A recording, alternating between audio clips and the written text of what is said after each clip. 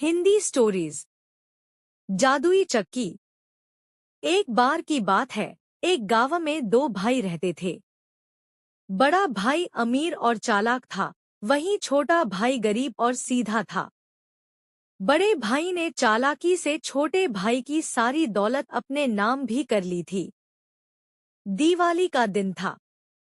छोटे भाई के यहाँ कुछ भी खाने को नहीं था। उसकी पत्नी और बच्चे सब दुखी थे, इसलिए वो पैसे मांगने अपने बड़े भाई के यहाँ जाता है।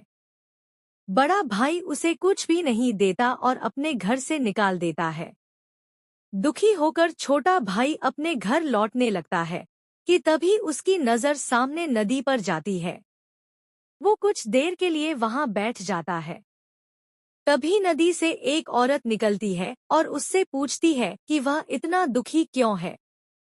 छोटा भाई उस औरत को सारी बात बता देता है। उसकी बात सुनकर वो औरत उसे एक जादुई चक्की देती है और बोलती है कि तुम इससे जो भी खाने को मांगोगे वो खाने की चीज ये चक्की तुम्हें दे देगी। जब तुम्हारी जरूरतें पूरी हो जाएं, तब तुम इस चक्की को इस लाल कपड़े से ढक देना। चक्की से सामान निकलना अपने आप बंद हो जाएगा।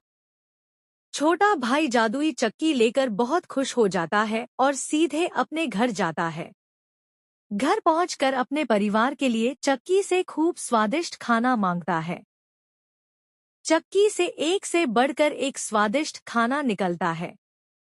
पूरा परिवार खुश होकर खाना खाता है और फिर सारे मिलकर सो जाते हैं। इस तरह से ऐसे कई दिन चलता रहता है।